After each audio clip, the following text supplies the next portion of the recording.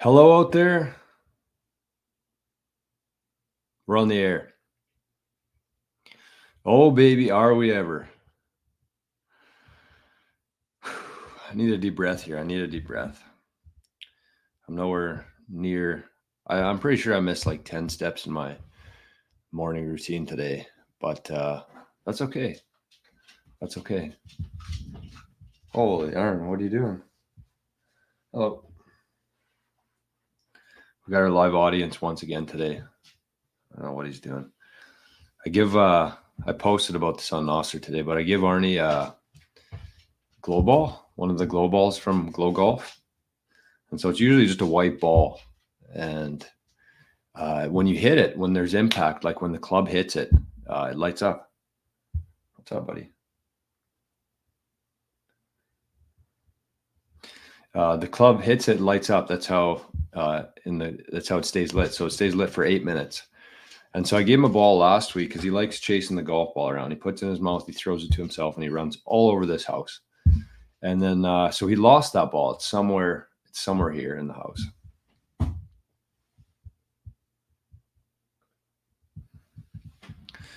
But so this morning I gave him a new ball.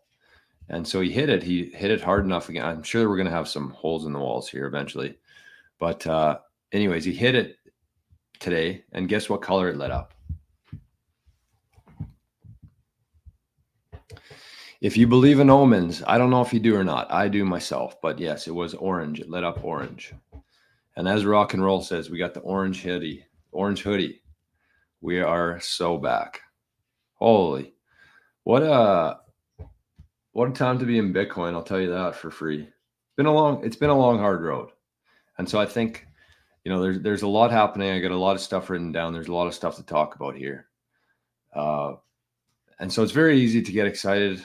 Like if you could feel my inside of my body right now and how hyped I am and everything like that. I'm trying to keep it kind of calm here, but we also have to remember that when things seem like they're going good, life usually has a way of stomping them down a bit.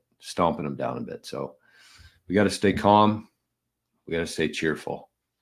And that's what we're going to do today. So I'm actually going to have to try to stay calm today. Lots happening over in the zap.stream chat. We got Letha, we got Crypto Heathen, My Path to Fire with a zap of 100 sats. We got Daniel with a zap of 420 sats for hump day. Letha says orange and zombie. What's up? We're doing a show right now, man. I can't play right now. And zombie zaps 420 sats as well. Oh baby. Okay. I didn't even share this on nostr yet. I should probably do this quickly while we get to the metrics and stuff like that. So the title of this one is called Hold On for Your Dear Life. We do have the orange hoodie. I can't imagine a bigger. There's a bunny. Arnie was chasing morning. That bunny's been around for a while here. It's pretty impressive. But I also saw him run today, and I can see why he's still alive. That bunny went across this yard faster than I could have blinked, I think. I distracted Arnie from his morning poop, though. I could not think of anything else that could possibly happen in the world of Bitcoin right now that would make me be more bullish for where we are. I can't think of one thing that would make me more bullish. The only thing that's going to happen, and there's always a lag with everything in life, whether it's interest rates, new politicians, there's always unemployment. There's always a lag between something happening and then the effects of society feeling that effect or that action. So we're going to see a lag here, but at the same time, the price is going to go up. So we're actually not even going to talk about the price today. I don't even know what it's at. I don't really care. There's just way too much stuff to talk about in Bitcoin, and the price is the last thing we need to be worried about right now. Quickly over on YouTube here, Kev says beautiful picture. I'm guessing that's in regards to the thumbnail. Brennan, hold on, boys and gals. I saw that comment before the show, and I was going to say, and girls, but he beat me to it. Johnny's back. Haven't seen you for a while, buddy. Good to see you. Rock and roll. Good morning, wonderful Bitcoiners. Bitcoin will make America great again. Nothing else could. Nothing else could at this point. Okay, so let's get to some metrics here. Silver Fox is also here in both chats this morning. The best kind of person, the best kind of audience member. Arnie's gone. Had enough.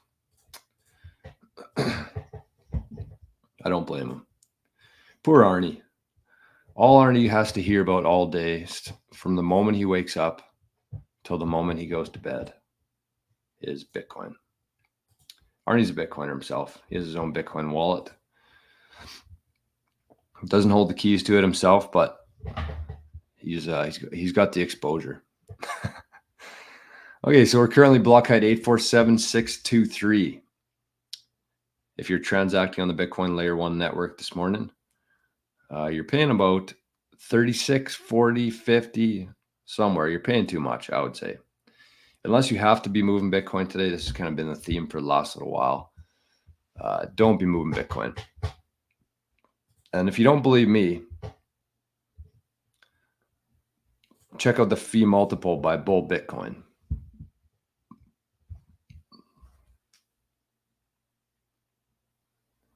If it ever loads.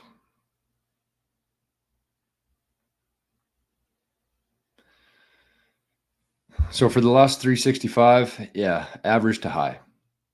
So they're still pretty low. I mean, anytime you can move Bitcoin for 30 sats per VByte, you're probably okay. But I'd wait personally. In the last 30 days, very high, very high. And that is the conclusion of our metrics today. Short and sweet. What is the price today? I think it was going up a little bit, but it doesn't matter much. Muslim Bitcoiner says, Asalumu. BlackRock I'm guessing that means good morning. BlackRock just applied for Solana ETF for next month. Can't wait for the altcoin ETF ticker symbol to be $shit. That's what it is. I saw that Pomp announced yesterday. Man, Pomp, I don't know. I've been back and forth more times on Pomp than I have been on Ethereum. I actually spent a couple of years going back and forth on Ethereum. I had some, and then I would hear something about it and I'd sell it, and then I'd see something else about it and then I'd buy it back. And then that ended a while ago, obviously, if you've been paying attention to the show. But I'm the same with Pomp. He was totally involved with the FTX stuff. They were a sponsor of a show. He came out and apologized, said that all this, how bad he felt. He gained some of my trust back. And then yesterday he sent out a post saying that he sold all of his Ethereum for Solana. So he's back on my shit list, you might say. Stacker, what's this? We've got to hold on to what we've got. It doesn't make a difference if we make it or not. Sounds like some John Bon Jovi there, isn't it? I think so. We gotta hold on to what we got. Yeah, that's it. We got it. We got each other. That's the next part of that song, I think. Tommy, good morning. Rick, smash the like yet. Have you? We got some likes. We got some zaps. Zombie says Pomp is low integrity. I agree with that. He seems like a good guy. Like, I feel like if I had a beer with him for a couple hours, like, we'd have some good chats. But at the same time, I just think that there's something underneath there. It's too much for me. Not enough integrity and too much just chasing the next shiny thing. That's what it seems like with Pomp, which that's not what you need in Bitcoin. You need the opposite of that. You don't chase anything.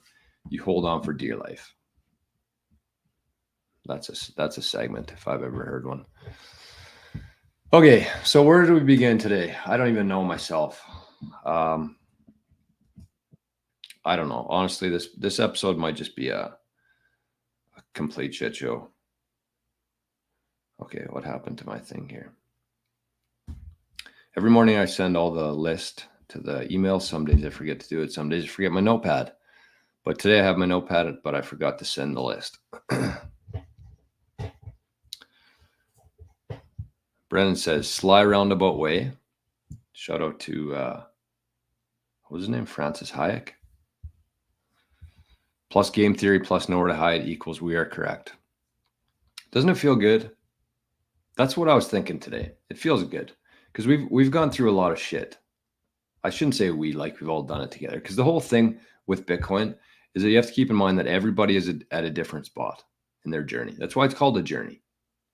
And when I thought of the name Bitcoin Journey, I kind of underestimated how much of an impact it would actually have on the whole thing here, because it doesn't really matter who you listen to. I even sent a message to Bitcoin Well guy yesterday, Adam. I was DMing back and forth with Adam yesterday. For the first time, I just sent him a message. He was very quick to respond, but I tweeted. Okay, let me slow things down here a bit.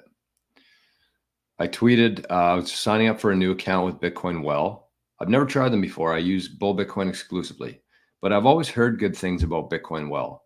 And I saw that they had a promotion where if you sign up, you get some points or something towards a wishing well. So we're actually going to have more information about that on the show coming up soon. I'll say that. Me and Adam had a little bit of a chat, but where was I even going with that? Too much going on here. So part of that is with Twitter, and the reason, if you're watching this stream on Bitcoin Journey right now on that channel, this is going to be the last stream on there. So I wanted to put the last stream on there, the final stream for now, because I'm actually going to be moving that stream over to Twitter for a while. I just think that there's still a really big opportunity within Twitter to get some new people within the community here, find some new Bitcoiners. A lot of people still use Twitter only. And the reason I'm still on YouTube is for that reason, is because there's still a whole bunch of people that we need to help and that we need to explain this whole thing to. And there's also the same amount on Twitter, I feel like. So this is going to be the final stream on Bitcoin Journey, but it's not going to be the final stream for 88 Sats. Obviously, we're just getting started here. So if you are watching this on Bitcoin Journey, just go to your YouTube search bar right now and type in 88 Sats Radio. Make sure you join us in there every morning. That's where the new live shows will be. So it's about, there's not as many people who watch it on the other channel, but there's still quite a few. So if you're watching this on the Bitcoin Journey channel, move over to 88 Sats Radio for the next one. But with that, the reason I reached out to Adam is because when you go to Bitcoin Well and you go to sign up for an account, it says start your Bitcoin journey. And it seems like everywhere I hear that now on a whole bunch of these different Bitcoin channels, everybody talks about their Bitcoin journey.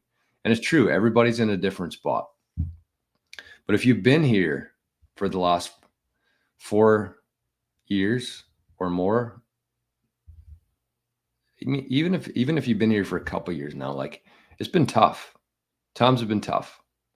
We went from 69,000 all the way down to 16,000. Like, that's a big hit to your personal net worth statement, to your ego, especially if you're a public person and not like a public figure, but like if you talk to people about it and people know that you're a Bitcoiner, like that hurt a lot.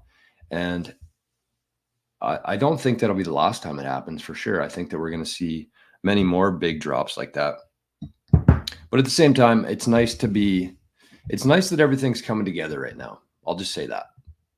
Because I mean, even with the Trump stuff, so maybe we'll start with that. With the Trump stuff, that's something I've been talking about for a while now. If you've been watching the show, if you've been following me on different platforms and stuff, one of my theories was that Trump has always been a Bitcoiner and he's going to come out this election full force with Bitcoin. I didn't think he would do it this aggressively, honestly. I thought he'd be a little bit more private about it for longer. But yesterday, the big news in Bitcoin was that Trump was visiting the Riot crew. I think it was Riot and Clean Spark. two very prominent Bitcoin miners, and Trump paid them a little visit yesterday.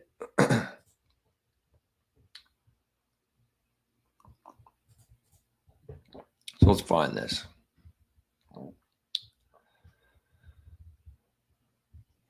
Okay, this is the first one here. So 2024, the Bitcoin election. That's what they're calling it. So it says Trump meets. Okay, it's been what? Sunday, Monday, Tuesday. Is it Wednesday today? Yeah. It's been 4 days and I still don't have a voice. That's what happens when you stay up till 4 a.m. singing at the top of your lungs. Trump meets Bitcoin miners in his latest pro-crypto overture. Executives from, so they came to him. Executives from CleanSpark and Riot paid a visit to Mar-a-Lago. The former president has homed in on crypto in recent weeks. And where was the other one here? What do we think about this? People in the chat, people in the house. What do you think about this? Do we trust Trump? Do we trust Trump?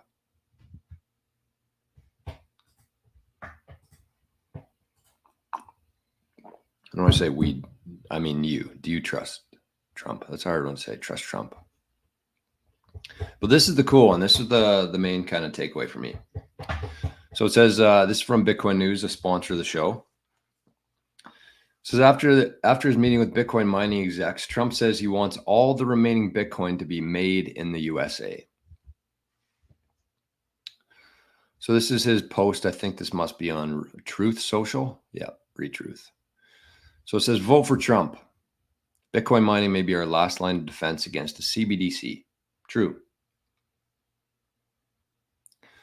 Biden's hatred of Bitcoin only helps China, Russia, and the radical communist left. We want all the remaining Bitcoin to be made in the USA. It will help us be energy dominant. So, I mean, I don't know. I think this is a much, much, much, much bigger deal than the average person thinks. June 11th, 2024. I think that this is the spark. This is the spark that really pushes things in a totally unprecedented direction here. But a couple things here. So I know that there's people who watch the show who suffer from Trump derangement syndrome. And that's okay. That's okay. Forget the word Trump, forget the person. Let's call him the most influential person on the planet. Let's call him that instead, because he is. So Trump, I know that there are a lot of people with TDS, but the first part here, Bitcoin mining may be our last line of defense against a CBDC. So Trump has spoken numerous times against the central bank digital currency, which is a huge deal. He said that under him, there will be no central bank digital currency ever. He actually said no central banks too. And if you think back to when he was president from 2016 to 2020, he actually had a big picture of a guy in the Oval Office. He had a bunch of pictures, but they all meant something, I think. And one of the pictures he had of a former president was Andrew Jackson. And if you're not familiar with Andrew Jackson, it's probably worth taking a little bit of a stroll down the rabbit hole on Andrew Jackson. I'm not familiar enough to really speak too much on it. I just know that under Jackson, I think that was the last time they stopped a central bank under Andrew Jackson. I'm pretty sure he got shot. I don't think he got assassinated, but I think he got shot. So Trump has always been against the central banks. Trump is the reason I even knew what a central bank was, honestly. And so that's the first part here, is that he's totally against central banks. So without even Bitcoin in the picture here, that's a very net positive for the world. If we can get rid of central banks, that's what Bitcoin's mission is, the white paper, to separate money from state. And the second part here, made in the USA, help us be energy dominant. So do you notice how he said made in the USA, not mined in the USA? I think as soon as the average person out there hears the word mine, Bitcoin mining, Bitcoin has been mined, they get confused because it doesn't really make any sense how you can mine something that's not physical. So Trump has always been, to me, one of the greatest marketers in history, and he knows how to communicate to people. And so he says that we want all the remaining Bitcoin to be made in the USA. So when the average person sees that or hears that, they're like, what the hell does that mean? How do you make Bitcoin? But then they actually look into it, because when they hear mine Bitcoin, their brain shuts off. But when they hear made in the USA, which is like something that we've gone away from since the Bush Clinton era, where they sent everything overseas so they could continue the inflation without us really feeling it. But getting back to a world where things are made in the USA again, including Bitcoin, huge.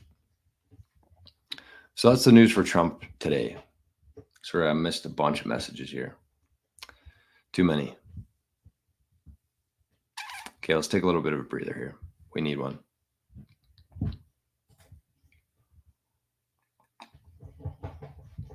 We need one bad. Okay, so what's going on over in the Zap stream? Zombie says it's a great name. Bitcoin Journey is for real, for real. Daniel says, hell no, but I like him better than Sleepy Creepy Joe. Zombie says, not a fan of Trump, but attaching yourself to Bitcoin is a winning move. Yeah, I mean, I still don't really get why people don't like Trump, but I'm not going to try to talk people out of it. That's for sure. If you actually look at what Trump has did accomplish, a really big thing for me. I mean, you can get into the no wars. You can get into the bringing stuff back to the US. You can get into those different things, making peace deals with like Kim Jong-un. Pretty positive things, I would say, for the world and for the USA. But he's America first. He wants America to do best. And I would kill for somebody, a leader, to put their country first. So that's one part. But the main thing for me was that the guy didn't take a salary. So you see leaders like Justin Trudeau, who had a personal net worth of like, I don't know, $1 million when he went into politics. And he makes like $300,000 a year, which is $300,000 too much for Justin Trudeau. He should actually be, anyways, let's move past that quickly. But then you take a guy like Donald Trump. When he was in office, he took $0 as a salary.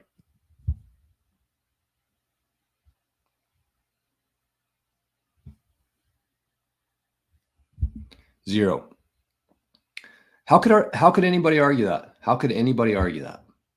And then you have people in Congress like Nancy Pelosi, who doesn't only steal from the American people, funnel tax money into her own little foundation or the Trudeau Foundation or whatever that is, but she actually manipulates the stocks too as well. And if you follow the stock market at all and the stock that she's been picking, it's pretty good because she has inside information on things like that.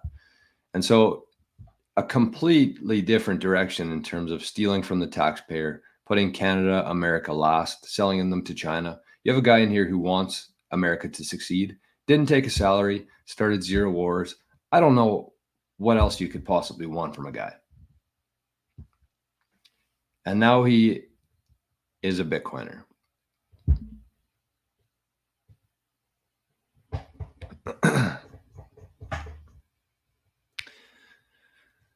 Letha. Okay, well let's end with this because this is the other part too, because it's easy for politicians to make a bunch of good morning, Cheryl, by the way. I brought this comment up and then left you hanging for 2 minutes there on my rant. Good morning, Cheryl. So this is from Letha over in the Zap.stream, where you can share links so we can talk about them on the show. Promises made, promises kept. So this is a list of Trump's accomplishments. And if you think about things like promising a CBDC or no CBDC, will he do it? I don't know. But I trust him more than any other president before. But if you got some time, look at that.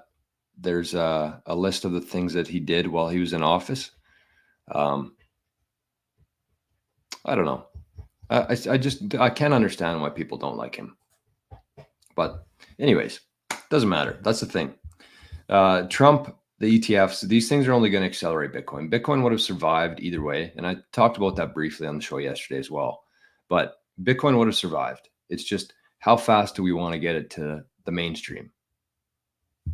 And when you have things like this happening, when you have the ETFs, when you have public companies putting it on their balance sheet, when you have presidents, the most influential people on the planet, promoting Bitcoin, we're going to accelerate. Okay. Colin Lindsay, good morning. Good morning.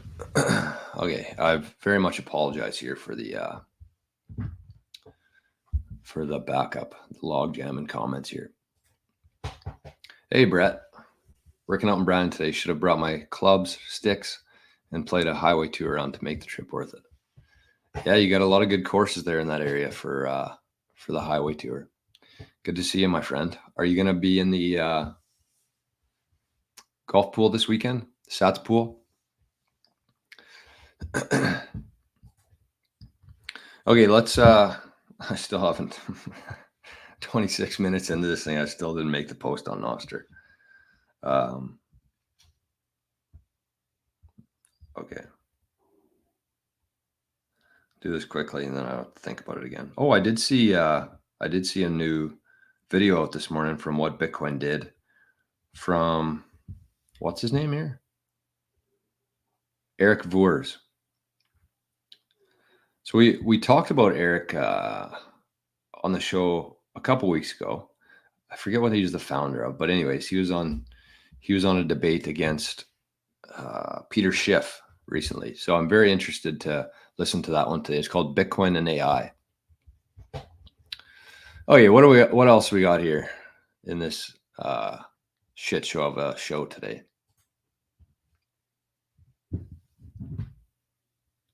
Oh, yeah, I want to watch this one. This is good timing for this.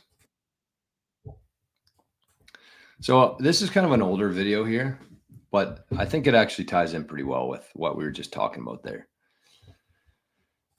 So this was a while ago. I think that this is 14 months ago now, this video, but I want to talk about it in regards to what we were just talking about, comparing politicians and comparing mindsets with different countries. So this is 14 months ago, but I also wanted to just have this on record on my channel, showing this, how insane this is, how insane the last 8 years have been here in Canada. So this is a video of our favorite guy. Actually, I'm a fan of Justin Trudeau. And you might say, what? All you do is shit talk him all day. That is true. But Justin Trudeau has been great for Bitcoin in Canada. You look at, there's a lot of very, I don't know what you'd call them, influential people in Bitcoin from Canada, a lot of them. And if you look at the Google searches, we're right up there with like some of the very poor countries in terms of trying to get away from your dollar. So this man here has been the best marketer here in Canada. He's done a much better job than I have on this channel in terms of getting people to open their mind to Bitcoin. So his opponent, Pierre Poilievre, which I'm not a huge fan of, but he would be a better alternative than Trudeau. But he came out 14 months ago and told people to buy Bitcoin. And at this time, the price of Bitcoin was about, that was right at the low, pretty much $17,000, $18,000. And then Trudeau said this. So let's watch this video. I want this to be on my channel forever.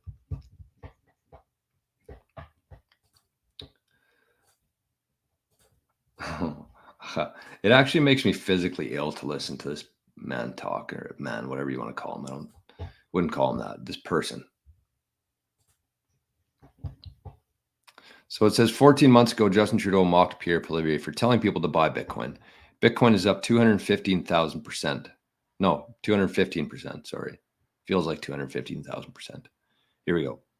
So beyond having a plan to make people mad and amplify and reflect back that anger, we haven't really seen a lot of concrete proposals from Mr. Polyev. I mean, he did make one. That's not fair. You're right. He had one great opportunity for people to opt out of inflation. He recommended this last spring. You can opt out of inflation if you invest your money in Bitcoin. Yeah. No. He stayed up late, watched all sorts of YouTube videos, and came to that conclusion. He said that himself. Buy Bitcoin, opt out of inflation. Well, any Canadian who actually listened to, maybe that's why those guys with the flags are so mad at me. Any Canadian who listened to him would have lost more than half their life savings since last March. That's not responsible leadership. So beyond having a plan to make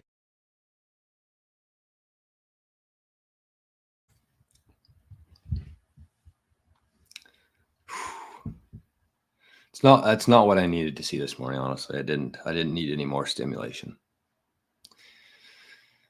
Okay, so a couple things there. The first one, he mocks Pierre for saying that he stayed up late watching YouTube videos.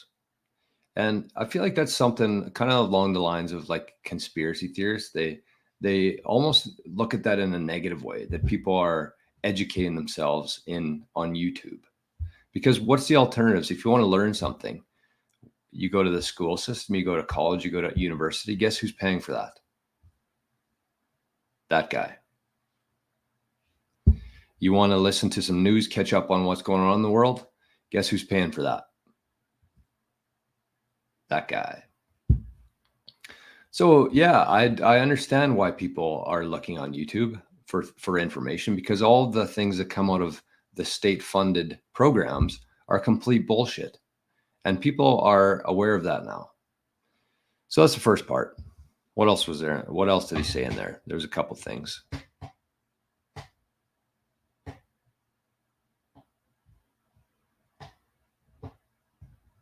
So he said that any Canadian who actually listened to Pierre lost half of their life savings. So they just lost half of their life savings. Even if they had the Bitcoin still, they lost it. No, they lost the value of it compared to a completely illusionary currency that you dish out all day and take for yourself. But unless they actually sold it, they didn't lose anything. And if they waited, and if this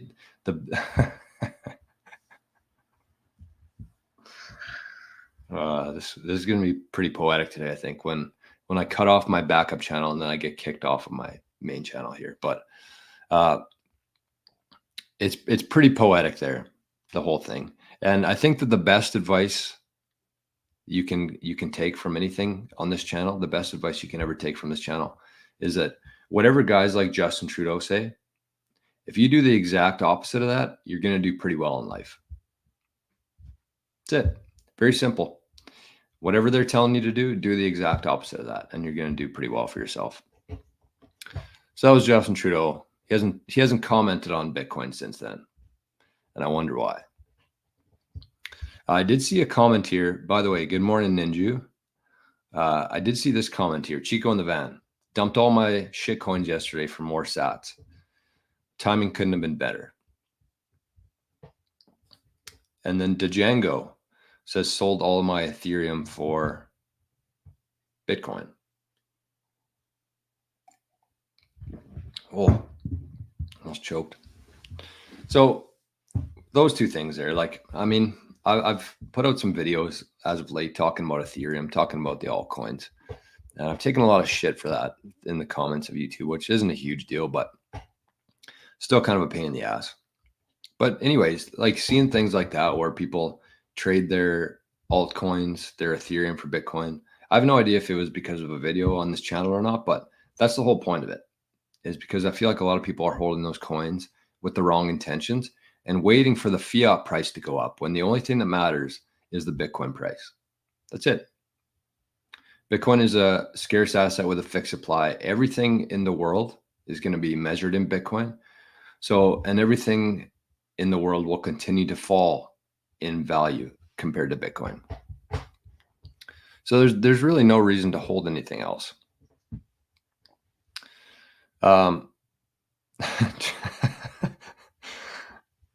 Crypto Ethan says, how dare you stay up late watching YouTube instead of skimming through propaganda articles on CNN or CBC here, as we call it in Canada. The Canadian Broadcasting Company would be toast without our tax money. Isn't that just crazy to you?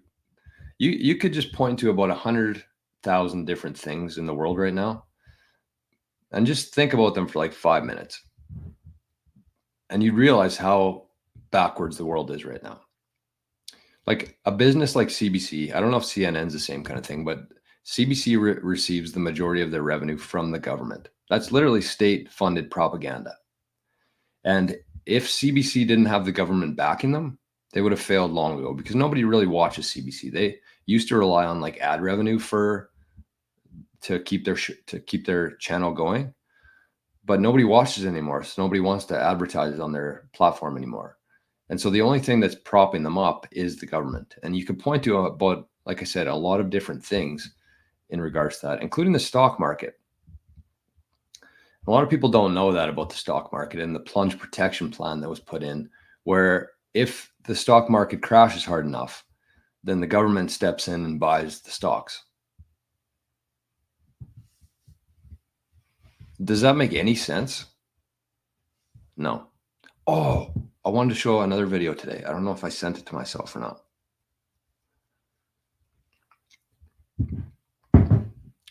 This is perfect timing for that. I'm going to try to find it. It was on Marty's. Oh, how could I get it here? Sorry, we got to have a bit of a delay here, but this is what happens on the live shows sometimes, you know. This is definitely worth the watch though. And I'm hoping that somebody can, what's Marty's last name? Bent. Or his fake name. What's Marty's real name? I forget what it is. They talked about it on Rabbit Hole Recap one day. But it's not Marty Bent. That's his. I think I need a stage name. What should mine be? Okay. Actually, I could go with Dan. Dan's recommendation. Dan from Ireland. He calls me Jorbone. Maybe I'll go with that one. That could be my new alias.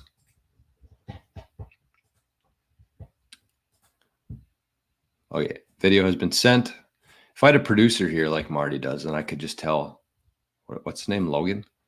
Logan, bring up that video here. But when you are Marty and Logan, it's a little bit harder.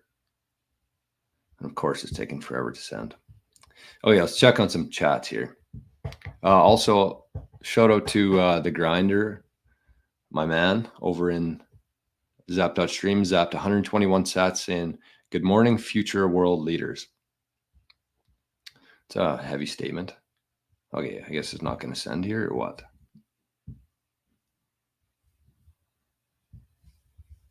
Nice.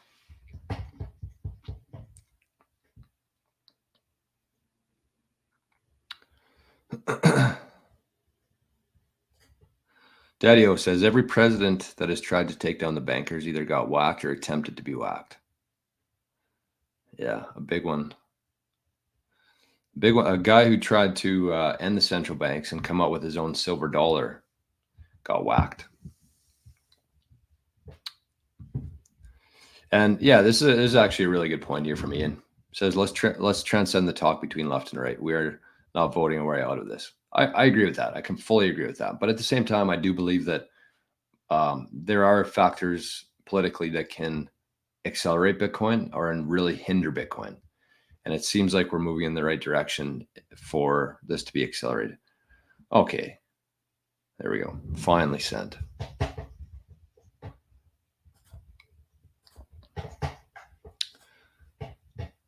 Now it just has to arrive.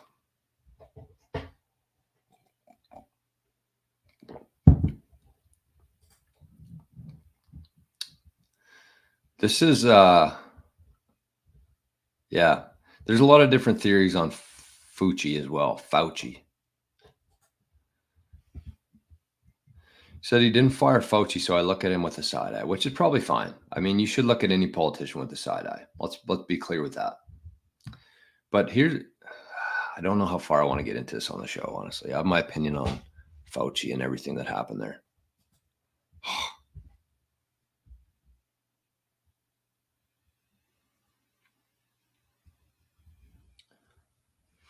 This is just like this is the worst case. Worst case Ontario here. Oh, there's lots of good comments on here.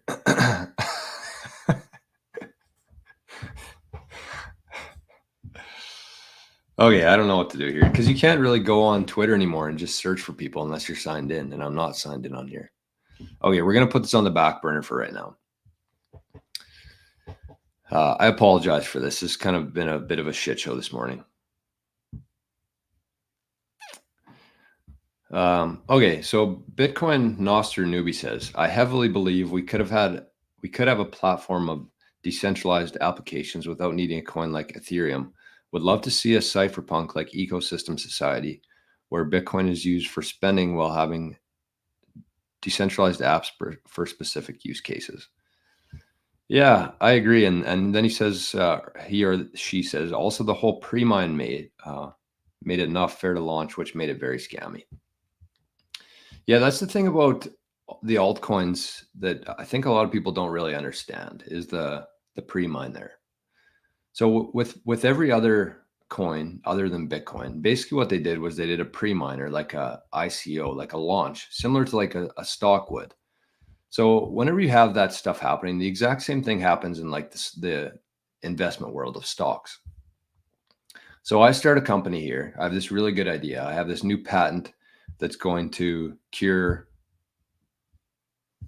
I don't know, heart disease. So I have this new patent. I tell all my friends, I say, I have this patent. It works. It's proven. It's gone through all the tests. I text all my buddies. I said, do you want to invest in my company? I'll sell you some shares for $300 each. And then we're going to go public next year. And we're going to make some money off of that. That's how the system works right now. And it was the exact same thing with all these altcoins as well. They did these mines and these initial coin offerings where all the money's made before the general public can buy it. And both those are the exact same roads there. But with Bitcoin, none of that happened.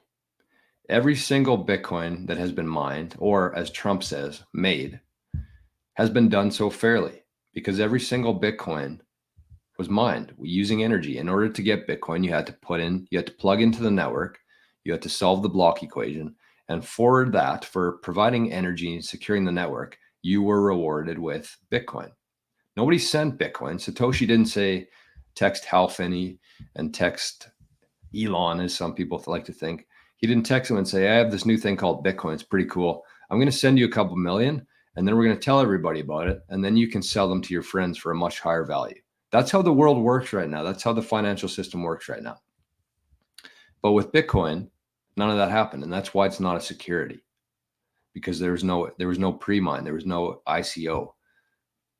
Every coin that exists was mined fairly. Everybody had the exact same chance of doing it. And some people just took a little bit longer to figure out. Okay, has this fucking email showed up yet, or what's going on here? No. Am I even live anymore? I don't know what's happening here. Oh, I really wanted to show this video. This is what my screen looks like right now. It's just completely doing nothing. Alert, the operation can be completed. Interesting. I don't know what to tell you. Maybe it'll show up, maybe not, but we're going to keep going here anyways. So with all this being said,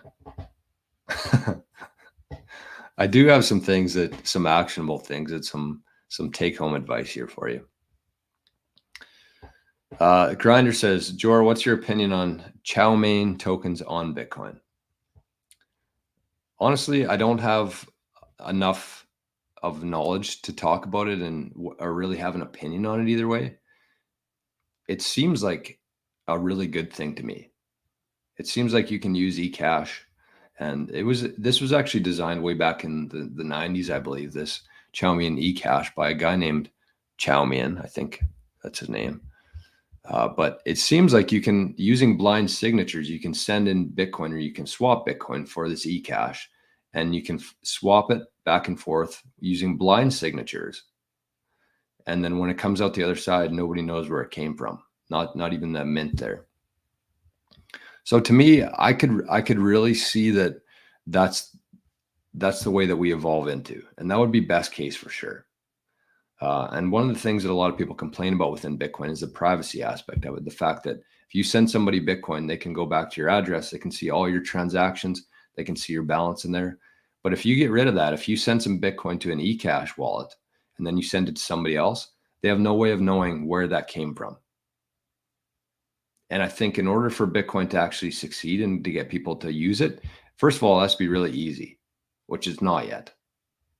And it has to be private, because there's just too much awareness around surveillance, control, all that kind of stuff right now for people to really want to use Bitcoin. If you could go back and see it, like, just think about that. Imagine if I bought a car from you and I sent you $25,000 in a bank wire.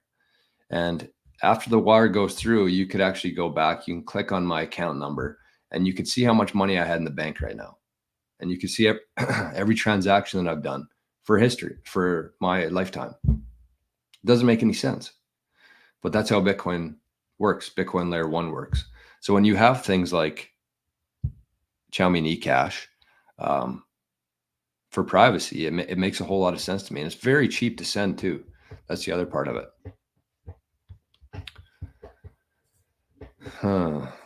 Still not here. Okay, well, let's watch this other video in the meantime. I have no idea if this is going to show up. Where's this other video that I wanted to watch?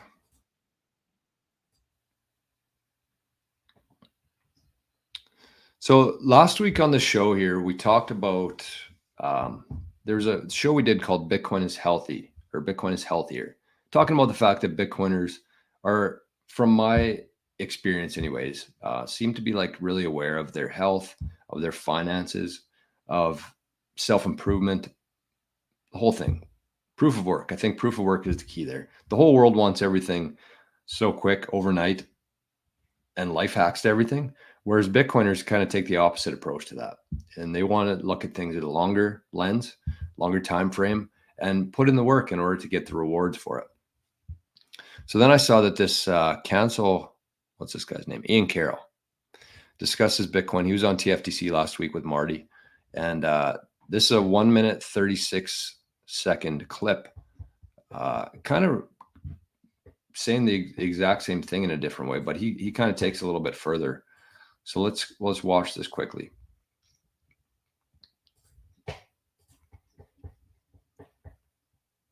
It's not a coincidence that the Bitcoin community is as like on balance is more engaged with sort of like personal wellness or health or fitness or like personal finance. Like Bitcoiners tend to be more tuned in to the types of things that like you can do for yourself in your own life to make your own life better. And I think that that's a big part of this sort of nihilism is our culture and our education system and like everything about the way that most Americans and people around the world live today sort of inherently pushes you to feel powerless and to just sort of be a drone and to not have any influence or say in what's going on. And it's easy to feel that way when you're looking outwards at the world and looking at what you can't change out there.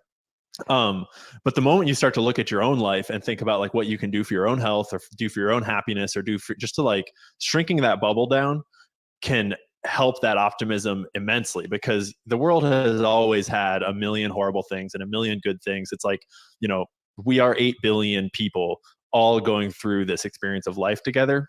And I think it's easy to find, like, just because we have so much information now, it's easy to find all these problems in the world, but they were always there.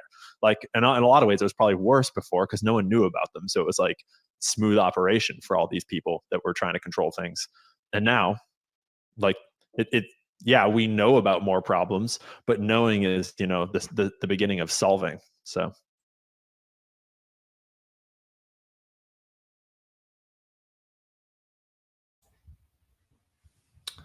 Believe it or not, that's actually what I wanted to start the show with today, with that quote. Knowing is the beginning of solving. Isn't that true? Isn't that true? It seems like for the last, I don't know, as long as our parents have been around, the message, the communication, the propaganda has all come from like three things: the TV, the radio, the newspaper. And you got guys like Justin Trudeau bashing people who watch YouTube now. But the only reason why we're aware of things like this is because of the internet, is because of YouTube, is because of podcasts and these smaller channels who are actually talking about this stuff because nobody else does. And so knowing is the beginning of solving. You can't just go from there being a problem to it being solved instantly. That's not how the world works. And if you take a longer approach to this whole thing and realize what everybody has to go through in their own Bitcoin journey, in their own life journey, I guess you'd say, in terms of just figuring out what money is, figuring out how inflation works, figuring out how the central banks work and how corrupt everything is, until you actually know that, you can't solve the problem. And so we're right in the middle of that right now. We're aware of everything that's happening in the world, all the bad stuff, and we're in the process of solving it. Because you can't solve it without knowing that there's a problem there, and nothing happens overnight. This whole thing's going to take a while to get through, and we're kind of in the middle of that. And okay, so I think that this actually sent now finally. Let's see, let's double check. Yes, it did. Finally, took 20 minutes to do. I was going to call the show this today. It's funny, I usually decide on my titles of the show like 20 minutes before I go live every morning. But I'm just going to check quickly over on zap.stream. Let's see what's going on there. Getting back to the, I'm interested to hear what the ground. Oh, am I offline here? No. It always says offline there for some reason. But if you have a chance, and I want to give a shout out to the grinder here because I've been tuning into some of his shows. I think he does them every Friday on zap.stream. It's very chill. It's very similar to this style of show where you just chat about different things, whatever's happening that day, talks about things in the chat. But the grinder is a guy that I really, I like listening to because he's been in Bitcoin for a while. And I think you have to have a level of conviction in order to get through all that. And you have to go through certain lessons, I think, within Bitcoin. And it seems like the grinder, although nobody's really perfect in any part of life, but it seems like he's learned those hard lessons. And a lot of us have too. But he's been in here for a couple cycles longer. So anytime you can find somebody online or in person or wherever that is, that's been in through a few Bitcoin cycles, always pay attention to what they're saying and what they're thinking, because they've been through it before. But the grinder says, but I can send sats around from burner addresses and CoinJoin and change addresses.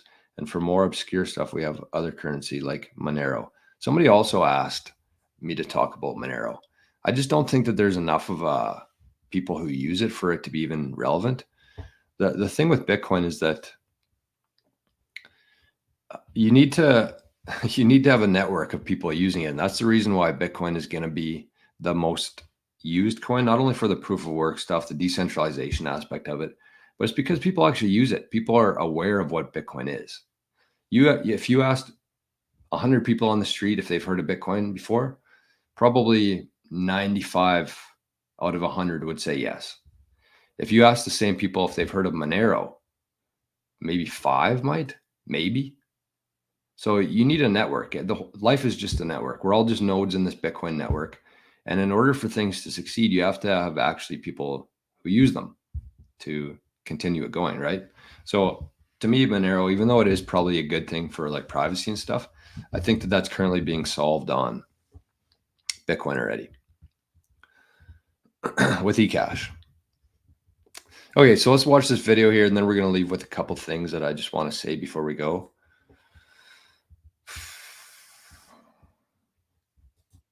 I definitely didn't need this coffee this morning for stimulation purposes. So this video is titled, "It's All a Scam," in caps. All a scam. I mean, we got people that's getting ready to retire this. It's all a scam. This is all a scam. I mean, we got people that's getting ready to retire that's going to try to live off $2,000 to $3,000. Impossible. It's impossible. Because what happens, it comes up here, we spend it. We're 35 trillion in debt. We don't have any money. We're dead broke. And then taxpayers have $2 trillion in credit card debt. We are in huge trouble. In this body, we had better start figuring that out, because we're going to have a run on this city here soon. And there's going to be about 150 million people coming up here saying, where's our damn money that we paid in?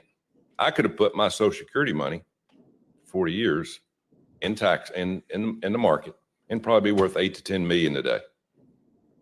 But the federal government wasted it. So I'll get off my horse there. But it's good that we have this, because we got, you know, I get a pension check from education. I was part of a union. It's not going to help people. People are going to have to work, continue to work longer and longer. Am I right? Can you say something about Social Security and it being taxed for some reason? We're taxing people for the second time on Social Security that they put into an account.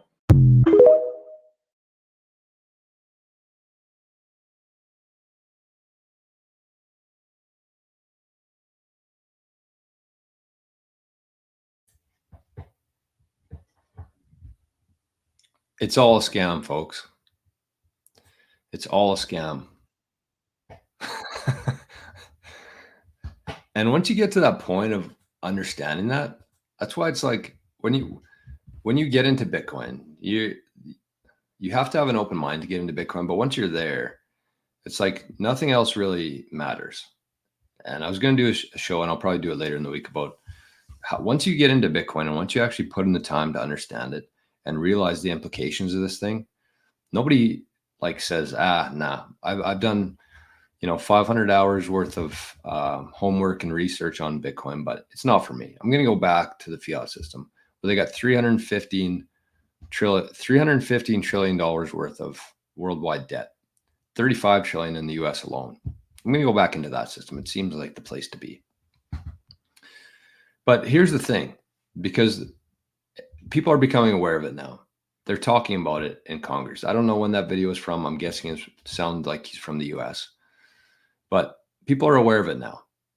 And so there's really no way out of that. And once you understand that, you just want to get out of that system as fast as you possibly can. So when you realize that there's no way out of that system for people and for the governments themselves, what's next? Where do we go from there? Well, one part of the control structure wants us to go into the central bank digital currencies. That was their whole idea here. They knew this was coming for many years. Every fiat system, every fiat currency in history has eventually died. And they knew that this was coming. So what they wanted to do during this whole pandemic surveillance state, they wanted to usher us into the central bank digital currencies. That was one road that we were going to take. That's what they wanted. But then after the 08 crash, and everybody kind of realized that the emperor has no clothes here, a few months later, or however long it was, Bitcoin came out. The first Bitcoin was made. I'm going to start using made. I like that a lot more than mined. The first Bitcoin was made. And Bitcoin is the exact opposite direction of that whole system. And you have things like eCash. You have things like Lightning, Liquid, all of these things that make it very efficient and very private for people to use. And so we're kind of in the transition now of knowing is the beginning of solving. And on the other side of this, with the help of certain things in the world, we're going to move into this Bitcoin world. And it's the only thing that can turn the ship around. And if you look at pension, state pension, like the Wisconsin state pension, they're fully funded, which means they have enough assets in their portfolio to meet all the obligations of paying out their pensions to people who have paid into it for all the years. Then you have states like Chicago, where it's half funded, which means that their assets under management are, let's say that their assets under management are $50 million. That's how much they have within their pension fund. But they owe out over time, they owe out 100 million. That's what half funded means. So that's a huge problem. they have double the amount of liabilities as they do in assets. That's a big problem for anybody. And so really the only solution for any of these governments, state funds, whatever it may be, the only solution to get out of that mess is Bitcoin. And Trump's aware of that. And that's why he's going to these mining facilities or meeting with these mining companies. And I do believe that that's going to be the way out of this debt. And whether you agree with that or you don't, whether you think there's good, bad implications of it, it doesn't really matter. That's going to be the only thing that can fix this mess. And so the best thing that you can do right now is try to get as many of those units as you possibly can before that happens. Because we're in that transition right now. And on the other side of that, where every person on earth is going to want Bitcoin, and you have some Bitcoin, you're going to do pretty well for yourself. So I got a couple things here that I want to end the show with today. I know it was a bit of a different show today, but the thing is that every show here is a little bit different.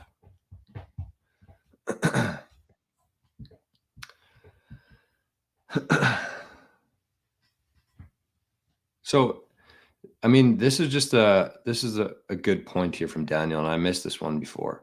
But Daniel says, if you move your Bitcoin, it's a good lesson for, I think, anybody out there who's looking for a little bit more privacy. But if you move your Bitcoin from on-chain layer 1, where it's all tracked, you move it to an eCash wallet, then you move it to a Lightning wallet, and then you move it back on chain. Even though you're going to accrue some fees there, that's why we talk about the fees every day, because when the fees are low, that's when you need to be doing stuff like that. Because if you're trying to do that in a high fee environment, you're going to pay probably more than it's worth to keep that money private. So you move from layer 1 Bitcoin, which is the Bitcoin network, the blockchain, layer 1. You move it off of there into eCash wallet, into Lightning, and then you convert it back onto layer 1. So all of a sudden you just washed your Bitcoin. Pretty valuable information there, I would say. So thanks, Daniel, for pointing that out. Grinder says a 401k today will probably be worth less than 10 years. Yeah, because everything's going to continue to go up. The payments won't be able to go up because it's a disaster. And so let's end the show today because there's been way too much happening today. And I apologize. I got an itchy nose today. I have a thing of toilet paper here again. But anyways, I apologize for everybody in the YouTube chat today. Here's the thing, and this might change over time. But if you're somebody who's watching the show on YouTube today, consider going over to zap.stream because there's less comments over there. It's easier for me to see.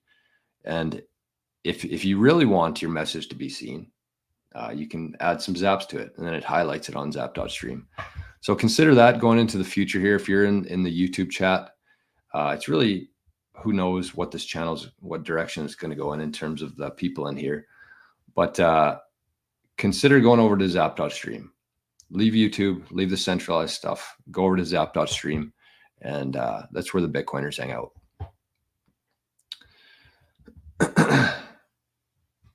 Hey, there's Grim Insanity. Overnight's been brutal. Yeah, that does sound pretty brutal to me. I could never do that, the night shift stuff. Okay, so let's talk about this because we went through a lot of things today. We got really excited. We also talked about the fact that we need to stay calm more than anything. And part of that, even though things seem like they're moving perfectly as planned in our direction, things could change at any moment. Any moment. You could wake up one day, you look at your phone, and something catastrophic has happened. Could happen any day, especially in an election year. The odds of that happening are much higher. So I got a couple things here that I want to talk about, and I had one at the end, but I forget what it is now. Anyways, let's start with this. So the first one I would say here, after taking in all this information, the best thing you can do today is just be ready for anything. What I mean by that is that you should be expecting the worst here in 2024. As much as we want to be hopeful and optimistic about things, you also have to be realistic here because we're moving in this direction. There's a very evil force that does not want us to move in this direction. And they're going to do everything that they possibly can to stop it from happening. and they will stop at nothing to do that. So keep that in mind. Just prepare yourself mentally for it. Just expect it to happen, regardless of what it is, regardless of how bad it is. Just expect it to happen. And with that, you also have to be preparing for the Bitcoin side of things, but also just like start with the easy things, like fill up a couple tanks of propane, get some water, go to your local meat guy, buy some meats, fill your freezer here, even if you have to spend some Bitcoin to do it. And text your family and say, you know, it's an election year. I just feel like there's something that could go wrong. I hope it doesn't, but if it does, if the communications go down, if the power goes out, this is where we're going to meet. This is our muster point. Very simple to do, and it could make a world of difference for you, depending on how things go here. So that's the first one, is prepare. The second one is start trading all of your other assets for Bitcoin. All of them. Your old t-shirts, your old putters, your old hockey cards, some silver, whatever that is. And I saw a clip of Michael Saylor saying that the 90% of the increases in any asset, in Bitcoin too, but they happen in like a day or two. So I know people, like, over time, you think back and you see the charts, but a lot of the gains happen in a day, not over time. It's not like we go up 1% a day till we get to 200%. It goes up like very quickly. So with that, I want you to keep that in mind, because even if you have like 2,000 cash or whatever that may be, you just hold it in Bitcoin, because you don't want to miss that day where that happens. That's pretty much the worst case scenario, is if you got some money on the sidelines, you're waiting for the Bitcoin price to go down, and then all of a sudden it shoots up one day and you're scrambling to try to buy some Bitcoin. Just keep it in Bitcoin, because you don't want to miss that day where that happens. So trade all of your other assets for Bitcoin, including your altcoins. And it looks like we saw a couple comments in the chat today for people who did that. So big shout out to them for doing that. The next one here is join a community. Join some sort of Bitcoin community, whatever that is, whatever that looks like for you. I would avoid Telegram at all costs, but find a community, whether that's through Nostr, whether that's through Bitcoin Twitter, the Living in the Future tier that we have. You want to have people, when you're going through something like this type of transition. This is a very big deal, and it's very easy to feel lonely, I think, in Bitcoin. I've experienced that for a lot of years myself, where you really have nobody to talk to, nobody to ask questions to, nobody to bounce ideas off of. So make sure that you're part of a community, and then you can kind of navigate this thing with other people.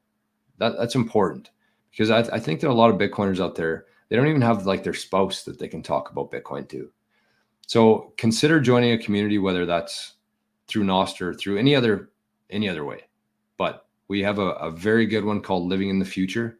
You can access it through the show notes here. You just click the link right beside Living in the Future, and it'll take you right there. You can try it out for 7 days, check out the videos, join the chat. We have a couple different chats going on and a couple different initiatives and ventures through that. The next one here is consider your inheritance stuff. That's a big one. And I think that the majority of people are sleeping on this stuff right now. Bitcoiners, they buy Bitcoin, they figure out how to hold it, and they think that they're good to go. But in reality, if you got hit by a bus tomorrow on your way to work or wherever you're traveling to, what would happen to that? Would your family be able to access it? Would you have your passphrase written down somewhere that they could find? Do they even know how to open a Bitcoin wallet? Would they know who to talk to about that? So the Bitcoin journey, with the help of a few members from Living in the Future, we're actually starting some sort of inheritance thing right now. And the guy's been doing pretty good work in it, I must say. And so big shout out.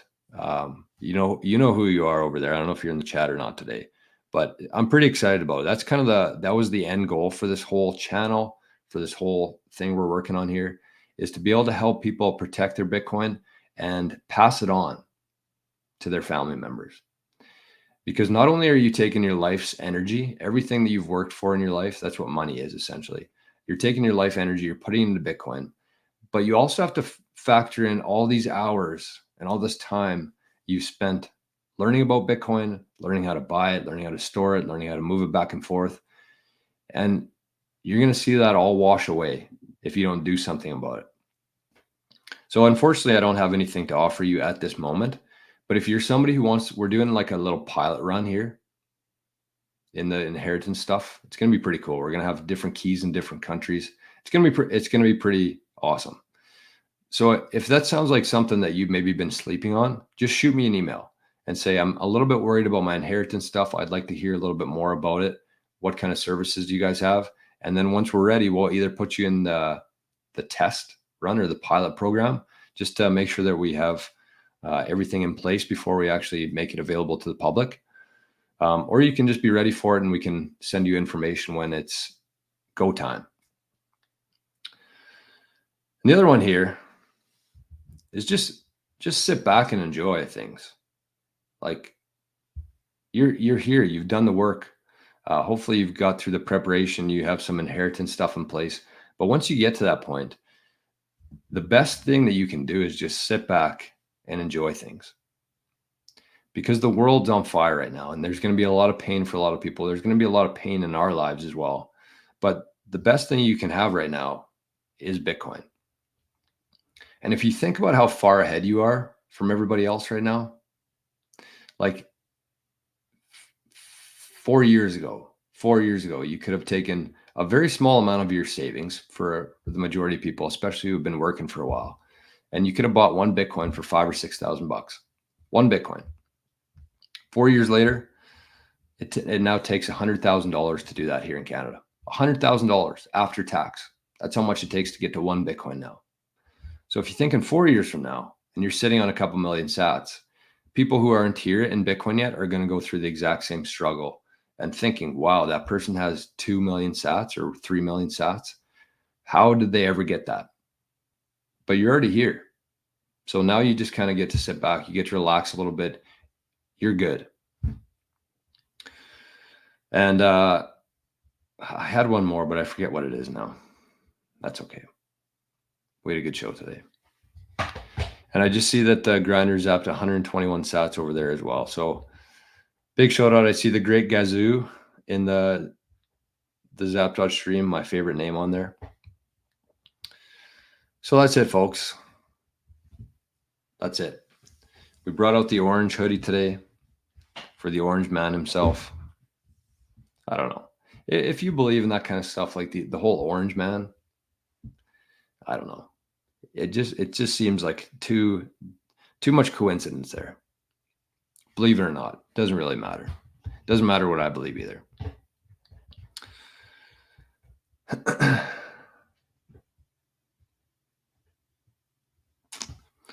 Okay, sorry, I was just reading through a couple questions here. Maybe we'll take a few before we go. Muslim Bitcoiner says, should we get rid of our debt? Should we get rid of our debt credit mortgage before we buy Bitcoin? No. I mean, depending, I shouldn't say no like that, but like there's definitely a reasonable amount of debt that you can take on right now to buy Bitcoin. Because if you think about it, if you really understand Bitcoin and where this whole thing's going to and what's happened in the past, this isn't just my crazy predictions here. But Bitcoin for the last 10 years has earned 150% a year on average. Some years it's down, some years it's higher than that. But on average, you've seen a return of 150%.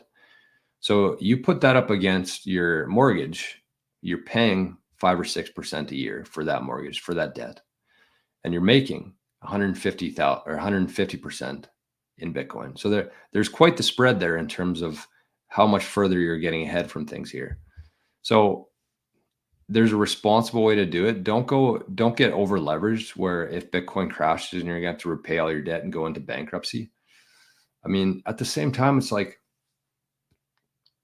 to me, what are the alternatives here? What's the alternatives? Like, would it be the end of the world if you went into, I mean, this is going to sound crazy and I understand that, but like, do you think it'd be worse to go into bankruptcy or to miss the greatest opportunity in history? Like, one's kind of like, you can't ever get ahead in that system.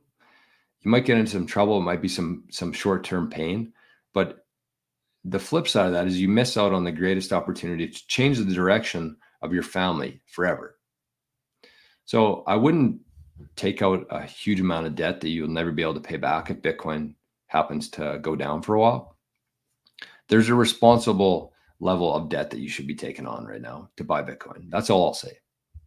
And keep in mind that absolutely none of this is financial advice. I never really say that at the start of the show because a lot of this is just talking about things in a very logical way. But yeah, that's my advice, and that's what I'm doing.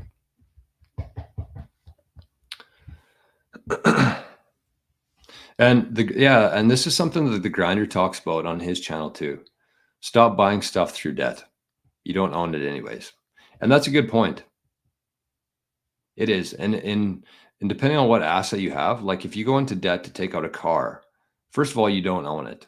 And if you're unable to pay back that debt, they take your car. So with Bitcoin, I think it's a little bit different because a car depreciates in value. Bitcoin appreciates in value. So you have to kind of know the difference in your assets there. They're not all the same. But at the same time, if you just think about if you were to buy Bitcoin and you happen to lose the private key, or your dog ate the private key, do you actually still have that Bitcoin? Can they come and take it from you? I don't know. I'm just asking the question here. I'm not telling you that that's what will happen. I'm just asking you the question of like, if they came for your Bitcoin that you took out debt for, could they get it? Unwillingly? The Grinder says, the day you go debt free, you'll realize that you're indeed free. Until then, you don't own anything. It's true. It's great advice. And that's the system we're moving out of, is the debt system, because our money is just debt right now. He said 315 trillion in debt. Americans have 2 trillion in debt. Where do you go in this system? Where do you go from here other than to zero? I see a lot of orange hearts in the chat. I like that. You guys do me, I don't know if you're still here or not, but do me a favor.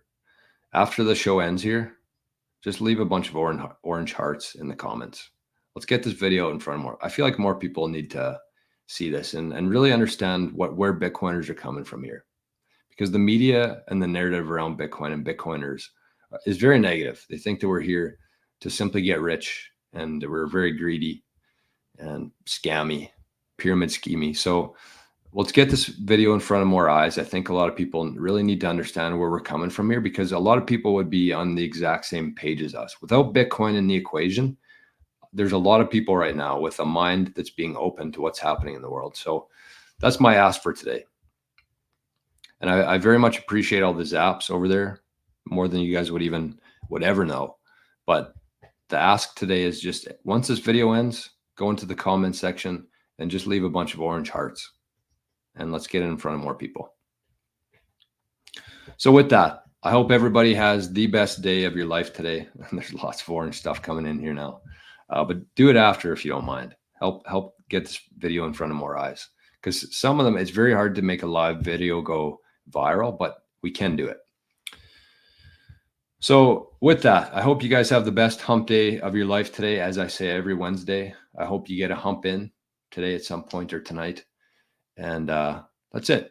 Thanks for being here. Thanks for the zaps. And the Grinder says, can we do purple hearts on nostr? Yes, of course. Any kind of heart. Just keep a lot of love. That's it. Love always wins, just like Carrie Underwood says. So happy hump day. Make sure to get a hump in today. I appreciate everybody very much for being here. And we'll talk to you right back here first thing tomorrow. And unless something catastrophic or very significant happens today, I'll be back in gray tomorrow. So thanks, everybody. I appreciate you. And consider joining the Living in the Future if you want to.